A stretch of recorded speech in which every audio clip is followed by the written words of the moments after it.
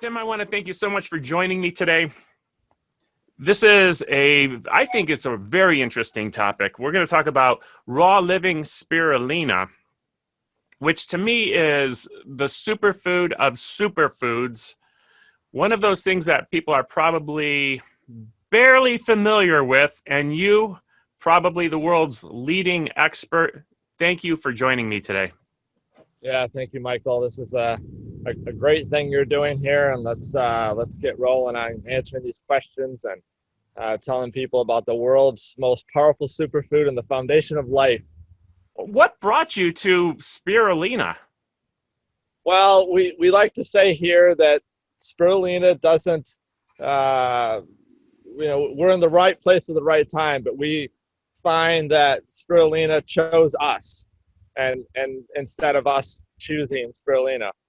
It's following the right path, it's following the right health, and then you find the products and the destination you're supposed to find when you follow that path. I completely relate because with the aloe vera, it found me. I know I'm on the right path, and it takes someone like you to really take charge in this space because there are other players in it, but as you and I both know, none compare. Yes, there are a few people that are now trying to do this, trying to copy a little bit of what we've started, and we'll see what happens. But this spirulina is a tropical algae. It needs to grow in Florida in beautiful, warm sunshine, and these other players I think, are going to find out that they're not going to have the quality that we have. Yeah, I completely understand. Well, let's talk about some of the products that have existed. You know what? Backtrack. What is spirulina? Spirulina is known in the world as a blue-green algae. Technically, it's a cyanobacteria. It's lower on the food chain than algae. It is the foundation of life on this planet. 4.7 billion years ago, the Earth was created, and it spent 1.5 billion years in no life until 3.5 billion years ago. Life appeared as a cyanobacteria. So it is the oldest life on the planet, and every piece of life that we know today has originated from cyanobacterias. Spirulina is one of them, and it is responsible for producing most of the oxygen that we are all breathing right now, and still today is responsible for that. Now, okay, how is that different than an algae then? An algae is more of a plant? An algae is the next level above the cyanobacteria. It has different properties. Red algae is an example. Chlorella is an example of a green algae. It's a little bit closer to the plant world, plant kingdom. It's more of a something that you can see without microscope. Whereas the blue-green algae and the cyanobacteria, you have to look at a microscope. It's a microorganism, very, very tiny, tiny, tiny. Okay, and which I have had the pleasure of doing, and it's called spirulina for a reason, and how it looks when you see it on a microscope. Yes, it has that spiral-shaped coil, like identical to a DNA strand, and that spiral is where the spirulina comes from. It is actually the trade name as far as what we're all selling it under that brand, Spirulina brand. But as most everybody knows, it was originally a fresh, beautiful, delicious food source that even today the people in Africa are still consuming out of Lake Chad. The Kamembu people scoop it out of Lake Chad, they spread it onto the rocks, they let it dry in the sun, and they consume it whole and fresh. But today we see it in the stores in Whole Foods and powdered form and flake form and chips form. Those are mass produced, and then they have to dehydrate them, they have to spray dry them, they have to do something to extract the water from the cell structure in order to give it some kind of a shelf stability or shelf death, what we call it, because it isn't Okay. alive anymore at that Yes, point. and It's probably not a terrible thing compared to what other people are eating when they're eating these shelf preserved things, but it is no longer a live living food. Correct. Correct. Yeah, yeah. So uh, when we look at spirulina, then in the pond, is it these little tiny separated, what makes the water green, or does it grow as a colony? How is it extracted from the water? They're all individual cells, and it's just the trillions and trillions of them that make the color green in the water. It there are two main phytonutrients in the spirulina. One of them is the green, the chlorophyll, and the other one is the blue, the phycocyanin. Phycocyanin, phyco meaning plant, cyanin meaning blue, is the only blue phytonutrient on the planet today in food. There is no other plant, vegetable, fruit that has a blue phytonutrient to it. People might say, well, what about blueberries? Well, blueberries are actually purple. They're the violet spectrum of the sun. And this magic between the two colors gives that the water in the ponds that beautiful green, because that the chlorophyll is where the most of the light is coming through the cell membrane that we are seeing visibly. Behind that green chlorophyll is the blue phycocyanin, and that's really the magic phytonutrient in spirulina, that anybody can go on to the National Institute of Health, nih.gov, type in the word phycocyanin, type in the word spirulina, and you name it. You type in cancer, you type in heart disease, you type in diabetes, you type in any health challenge that people are facing today, and you will see study after study after study that shows the dynamic results that people are getting using spirulina. And now take it to another level and think about what results people would be getting if they were utilizing fresh spirulina in those studies versus the powdered spirulina. Right. Yeah, I can relate because most aloe vera studies have been done with, pasteurized, preserved aloe vera, which I happen to know is diluted in the sense that once it's filtered, you're taking many of the nutrients out. It's not the same thing, just like when you take the life out of the spirulina. But you Right. just said something that I've heard before, but it just clicked in a whole new way. Talking about the phycocyanin, because I know quite a bit about phytonutrition. One of the things I like to communicate is that it's very important to get phytonutrients representing all of the colors. And you can Correct. get those from fruits, you can get them from vegetables, you can get them from spirulina. If they're in fruits and vegetables, we call them phytonutrients. We might call them zoonutrients from the animal kingdom. I don't know what they would be called from bacteria, but nonetheless, they're these micro, tiny, itty bitty nutrients that there are just thousands of. And what just lit up was the fact that if you want to get the blues, there's only one source. Correct. Very interesting. That's neat. These Now you're getting the phytonutrients. full. Yeah, go ahead. Oh, I was going to say these phytonutrients, we don't know how major of a role they play in our health because their absence doesn't show up instantly in our lives. It shows up over time. And we might be getting the blues already when we're eating things like fish, but why? Because the fish ate the spirulina. Right. What were you saying? I was just saying that the chlorophyll spectrum that's in the spirulina is 575% higher than wheatgrass, and we know how powerful wheatgrass is from a chlorophyll perspective. And to look at some of these numbers, it's just off the charts incredible that you need just a small, tiny amount of something that is so nutrient dense to supply our life with more life. And that's what life is about, is bringing in more of this energy of the sun that promotes health. Yeah, and it's funny because wheatgrass can be a little hard on you, and here's something that has more nutrients that is extremely gentle on your digestion, on your gut. And you know, we love to say it's like a dessert. It's like a creamy, delicious. You know, we eat it off the spoon all day long here at the farm. It's just it's something that is part of our everyday routine. I could imagine I had my first taste of it at the farm with you, and I remember my reaction because it was completely not what I expected. It was so delicious, and there's just this magnetic pull. You know, stick that spoon in there again. You just want to enjoy it.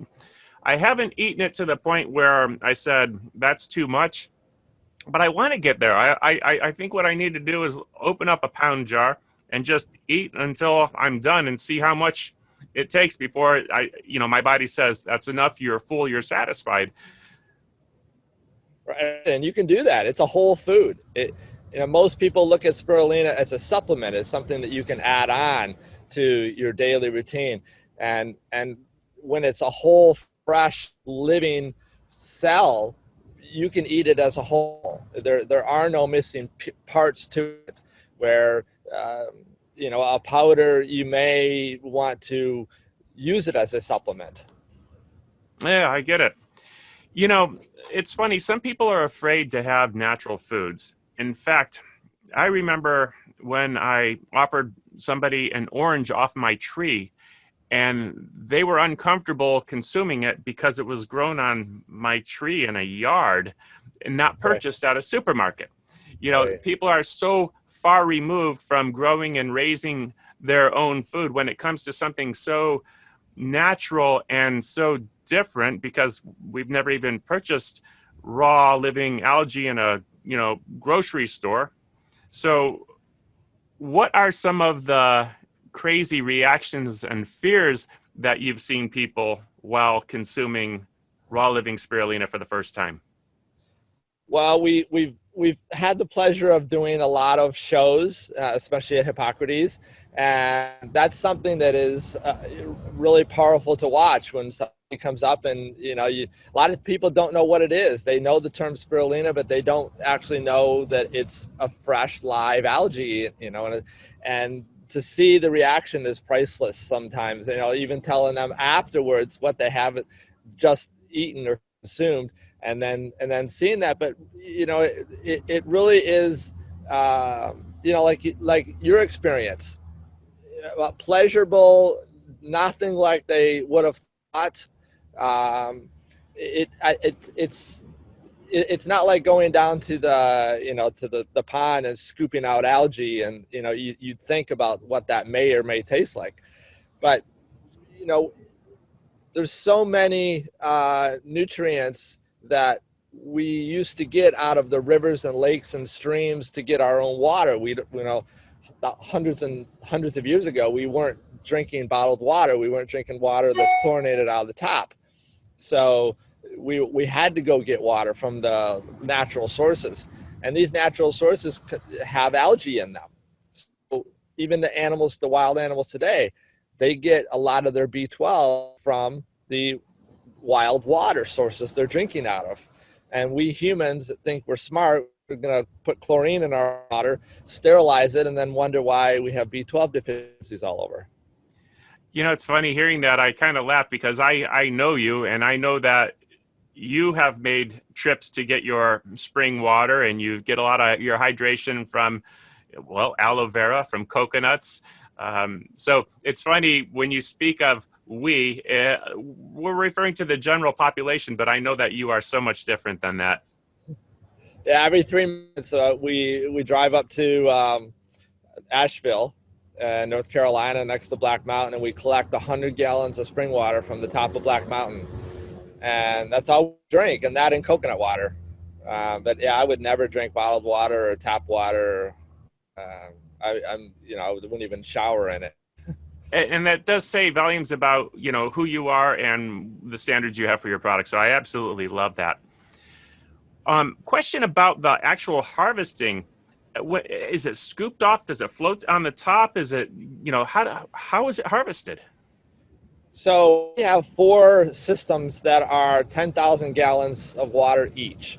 They're about 12 inches deep, and the algae grows on the surface primarily. It wants the sunshine. So our paddle wheels are turning the water and moving it horizontally, vertically, lifting the algae, lifting the water up to the surface so that they can get the sun. So once we harvest, it takes about 3 to 4 days for that to new cells to regrow back to so that we can reharvest again. And that's under perfect optimal conditions in the middle of summer, sunny, warm days. So we want to skim off the top surface those brand new baby cells that just grew. Okay. Uh, and that's what we're doing is we're skimming off the top the brand new baby cells and removing them through filter bags, mostly by hand, and then we rinse the water that it's grown in off of them, and then we have to de-water, which is what it's called, removing that rinse water and concentrate it down into the product that goes into the jars. And then we chill them overnight because they're growing in 90-degree water. And then we put them in the special compostable cooler boxes we designed and ship them FedEx, almost either overnight or the second day directly to the consumer's door. Okay, so harvesting is primarily the day before shipping. Yes. All right, that's great. So we Good quick harvest on turnaround. Sunday, Monday, Tuesday, and we'll ship on Monday, Tuesday, Wednesday. Oh, incredible. Awesome. What are some of your favorite stories, people that have maybe fasted on raw living spirulina or used it as a way of changing their life and their health? Well, I started 2017. I decided I was going to do a fast, and I did 30 days, one jar at 1 pound a day for 30 days, and some coconut water, and that was it. I did a full blood profile at the beginning, a full blood profile at the end, and I've been 100% plant based for 18, 19 years now, 90% raw. So my blood profile was very good when it started, but what I saw was a 33% increase in my iron in the 30 days, which is pretty dramatic. I was at the low end of the iron of the normal when I started, and at the high end when I finished. And that was just to show people that yes, you can live on this. And this is what NASA decided to use as their food sources for space travel because it is so nutrient dense. And then I think what happened is that stimulated other people to do the same thing or something close to that. So we've had 15, 20 people that have done 3-day to a 2-week fasting. And many of them have recorded their entire process and shown videos. And it really is a dramatic, I think it's the most dramatic experience someone can go through if you're going to fast, because you don't have to experience the some people call it the suffering of getting over that day 3 once you start fasting on water. It's liquid nutrition, so your body can go through with the fast without having that feeling of starvation happening.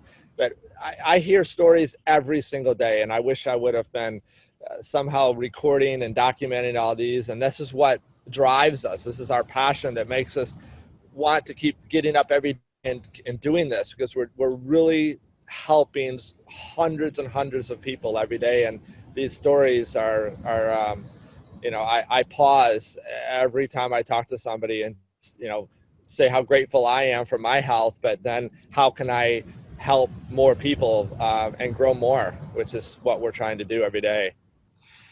You're probably one of the few people that I can really relate with on that because of what you have, the product that you have, and what I know is, well, I've experienced it myself, and I'm one of those people that says, wow, what an amazing product, and I feel incredible when I consume it. So I understand that, and I'm in a similar business with the raw aloe vera, which it's such a unique food that people consume, and it has, again, super health benefits. So I get to answer the phone and speak to customers all day long, and they thank me for what I'm doing because no one else is doing it like us. And I know it's the Right. same for you, and it just brings a total joy to our lives. So Sure does. Sure does. tell me, you mentioned briefly science, and there's a number of studies on spirulina, and they may have been done on powdered, dried, inferior or less nutritious brands. But what is some of the favorite science behind spirulina? Well, spirulina is a whole, complete food. So all the nutrients that are required by the human body to thrive are in the spirulina. It seems like every time I go to do some more research, I find something else that's there that I didn't know about. And even though we haven't found out everything that's in the spirulina, when we are consuming it, we're getting everything that we know about it and everything we don't know about. Uh, all the minerals, all the phytonutrients that are primary for strengthening the immune system. We see the SOD, the enzymes, the oxygen, the life force that the sun. These are capturing the little solar cells from capturing the sun as the solar energy direct, so that when we consume that, this is what we're getting inside of our body. Um, it's endless. I mean, you could spend days and days and days just researching NIH of all of the amazing benefits that are there. Have there been studies done on, people with cancer or There other are specific many, diseases? yes, there are many studies on cancer, and that's one of the primary ones that we're focusing on.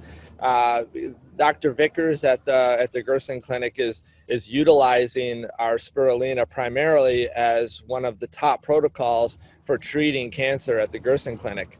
And it's been about 2 years now. He's been using it with all their patients, and they do 4 ounces a day in the regular protocol of the 9 to 13 juices.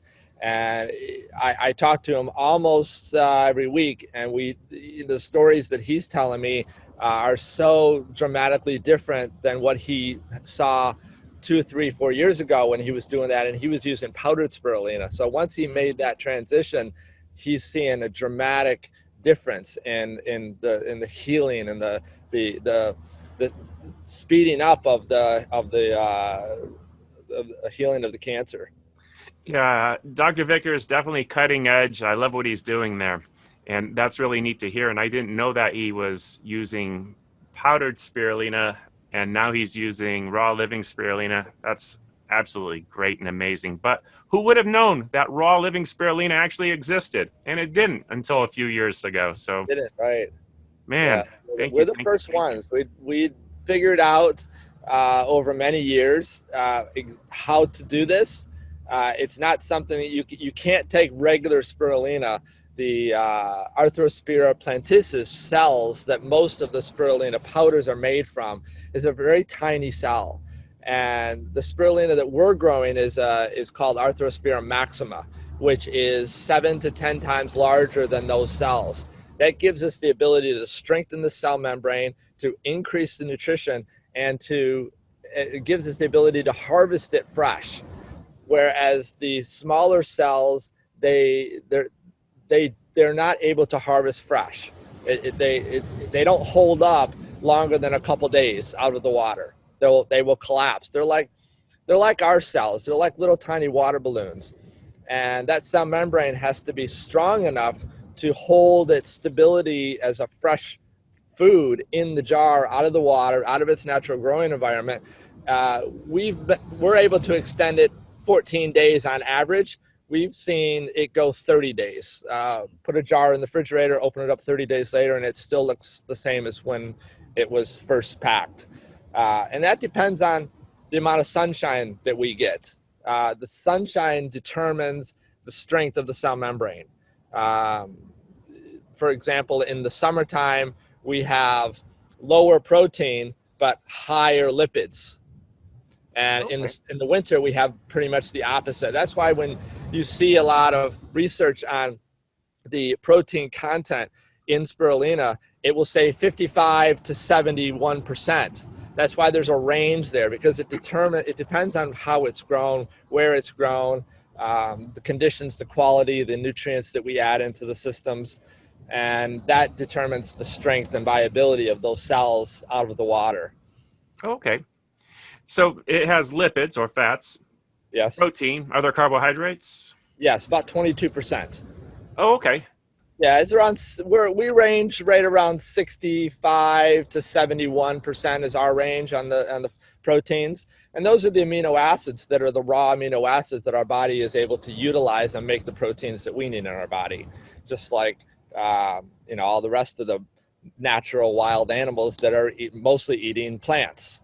And the strongest animals in the world are eating plants, the elephants, the gorillas, the giraffes, the rhinoceros. Those are all animals eating raw amino acid plants and converting those into the proteins to make their muscles. Okay. What does spirulina eat?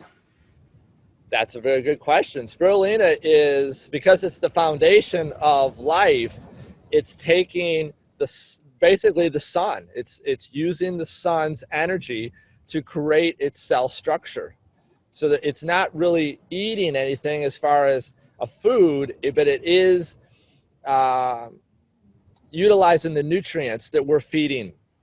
So we have to add iron, we have to add carbon, we add the sodium bicarb to raise the pH, because it grows in a 10.3 to 10.5 pH water, which is the highest alkaline food in the world. There's nothing that's anywhere near that spectrum of that high pH levels. Once all those nutrients are there in the perfect recipe, then the spirulina will thrive in that environment. It's a monoculture. It will not grow with anything else. So that's why spirulina is the only algae that is approved by the FDA, because it is a monoculture. It doesn't allow any other invaders. It doesn't have a defense mechanism to produce anything that would be harmful to it or to another species that it may be growing with. And that's why it's so rare. It's why it only grows in two locations primarily on the planet, which is Lake Chad in Africa and Lake Texcoco in Mexico. Those are lakes that only have spirulina in them. So there are other algae in the world that people are harvesting and selling, but they're not approved by the FDA and they're not a monoculture. So the other species that may or may not grow within them can produce defense mechanisms called cytotoxins, or toxins that can affect the water and affect those other algae. And that's why it's very, you want to be very careful what your source is, where you're getting the other algae. If you're buying other algae, you want to be careful where your source is, for sure. I can assure anyone that's listening to this, if you try raw living spirulina, you will not be interested in any other sources. You know it is the real deal. I have to leave a link near this audio. Look below. I'm going to link to a video that we made a couple years back and have the starting point queued up to where I'm eating that for the first time, because you really see what's in the jar and what my true authentic response was as I immediately had that for the first time. I think it was such a neat moment for me and just opened up a whole new world of understanding to what raw living spirulina really is. It was a wonderful moment. Tell me about Tim White. What's a day in the life of Tim like? How early do you start your day, and what do you do? I get up around 8, 9 o'clock. It varies. I follow the sun. Wherever the sun is shining, I'm waking up when that sun. So I follow the sun. In the wintertime, I'm going to bed a little earlier. In the summertime, a little bit later. It's just I live on the beach, so I don't know if you can hear the ocean in the background, but I love being outside. I love playing tennis. We live here at a tennis facility, so I play a lot of tennis. Um, I grew up scuba diving. I'm a dive master. I lived in a lot of places around the world, lived in Australia for a while. So I primarily, like I said, I eat almost all raw food, all plants. And my focus throughout the day is every couple hours I'm hungry again. And I think that's kind of normal because the food that I'm consuming is going through me, pretty fast, and I'm utilizing it and burning it up. And so I'm always looking for some food every few hours. And it's uh, lots of juicing. I'll do 3 or 4 juices a day. I have a lot of avocados. I do a lot of sprouts. My wife and I are Hippocrates health educators, so we follow that lifestyle a lot. And my wife is now doing Matthew Kenny's culinary school. So for the last 6 months, she's been making these amazing foods every day. That has just been a total enjoyment to, wow, what's this and what's next today. And they're all plant-based. They're all unique recipes that I think are going to help change the world and the way we're going with the spike in veganism, moving people away from the bland, I like to say, meat products and animal foods, over to the array of natural plant-based foods that you can make so many amazing different things. And this is where we're going, and this is what's going to change the world. And I want to be, right there in the forefront to help change the world. That's great. I love it. Where can people go to find out more? Obviously, rawlivingspirulina.com. Is there social media channels to follow you on? On Instagram, on Facebook, yes, we're all there. The links are on our website. Raw Living Spirulina on the Instagram, and Facebook. We post some videos every once in a while. Okay, great. I'm going to subscribe. Okay. I probably am already on some of them, but you're spread out, so I got to check them all out. If there was one take-home point for people regarding spirulina, what would it be? I would say in your life, the best thing you can do is to eat wet foods.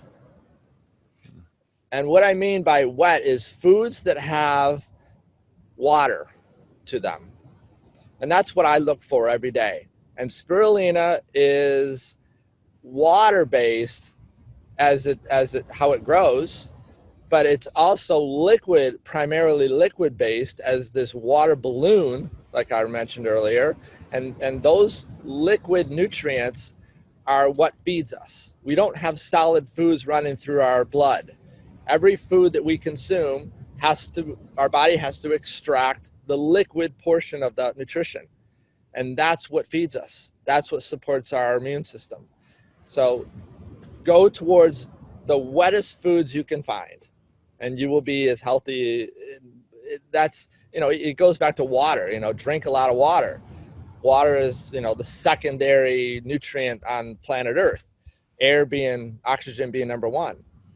Right. And you get all of that when you consume the fresh spirulina as the foundation of life. You're not going to have to worry about anything above that foundation that may have a negative impact in your life, because it's the bottom of the food chain. It's as low as you can possibly go. It's where everything begins. That's great. I'm going to order some more right now. Okay, Michael.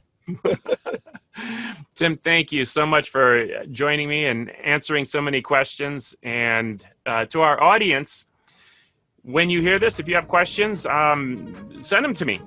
And if we haven't answered them here, we'll get them answered from the source, from Tim.